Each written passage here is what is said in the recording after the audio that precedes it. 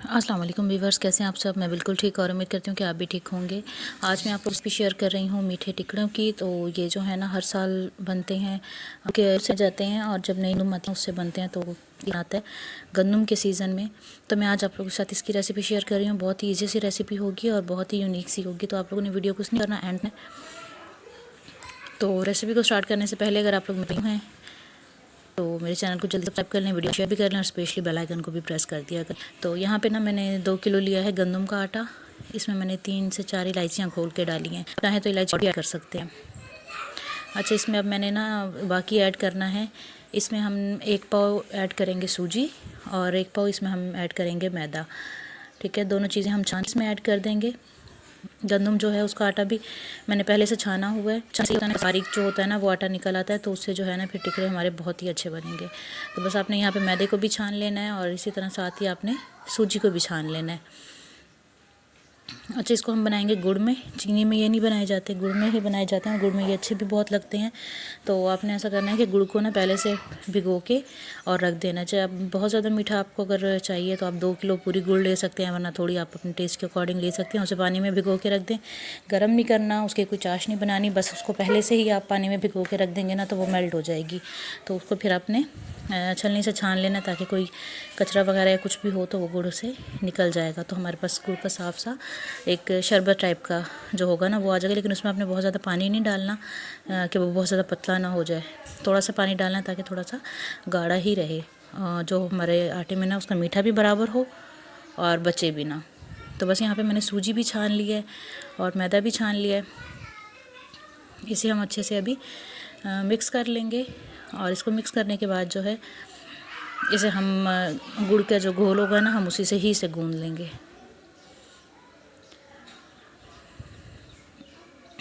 ये देखिए इस तरह से।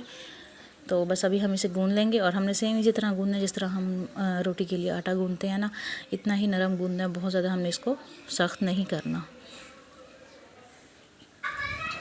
तो ये देखें हमारा आटा जो है वो हमने गूंद लिया है गुड़ से।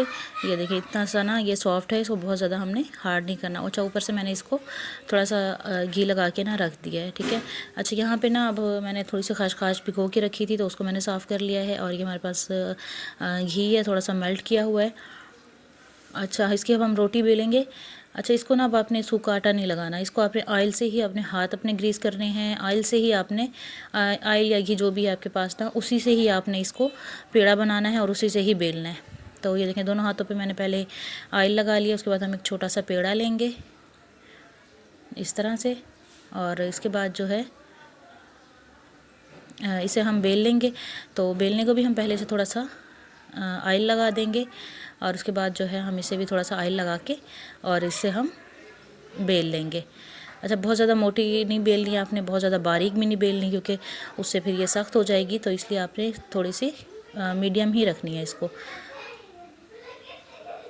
इसकी एक साइड पे हम खसखस लगा देंगे और खसखस लगाने के बाद जो है इसे हम साइड पे रख देंगे। अच्छा, पहले से ना मैंने बना के ना साथ साथ हमने इसको तलना नहीं है।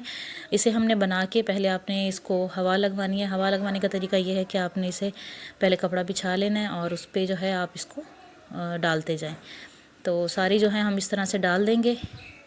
ये देखिए कपड़े पे हमने इस तरह सारी डाल दी थी और पंखा चल रहा था तो इससे हवा भी लग रही थी। इसके बाद जो है हम घी गर्म करेंगे जिसमें आपको बनाना होगा उसी घी में। अच्छा, घी जैसे ही हमारा गर्म होगा ना, पहले मैंने थोड़ा सा डाल के देखा कि हाँ घी हमारा गर्म है सही से। तो इसमें जो है अब आप एक एक करके या दो दो करके, आपकी कढ़ाई जैसी भी है, छोटी है बड़ी है, जितनी आप उसमें आ सकती हैं ना, आप इस तरह एक एक उसमें डालती जाएं। अच्छा, जब आप हवा लगवाने के लिए उस पर कपड़े पे डालेंगी ना और जब आप यहाँ पे तलने लगेंगी तो आपने सारी नहीं उठा के एक पास रखनी क्योंकि ये एक दूसरे के साथ चिपक जाएंगी। तो आपने दो दो तीन तीन उठा के तभी इनको वो करना है, बाकी उसी तरह हवा को पड़ी रहेंगी। तो बस एक साइड इसकी जब थोड़ी सी ब्राउन हो जाएगी हम दूसरी साइड इसकी चेंज कर देंगे और इसी तरह से हम सारी तलते जाएंगे। तो ये देखिए इसकी एक साइड चेंज कर दी है मैंने, अब दूसरी साइड जो है वो हम इसकी तल रहे हैं। इस तरह से ये ब्राउन हो जाएगी तो इसे हम निकालते जाएंगे। तो ये थी हमारी आज की रेसिपी। आपको कैसी लगी मुझे कमेंट में ज़रूर बताइएगा और अगर आप लोग न्यू हैं तो चैनल को ज़रूर सब्सक्राइब कर दीजिएगा। वीडियो को लाइक एंड शेयर भी कर दिया करें और स्पेशली बेल आइकन को प्रेस कर दिया करें ताकि आने वाली जो वीडियोज़ होती हैं ना उनके नोटिफिकेशन पहले से आप लोगों को मिल जाया करें। तो हमारी ये देखें एक के बाद एक जो है ना, मैं इसी तरह से इनको तलती जा रही हूँ।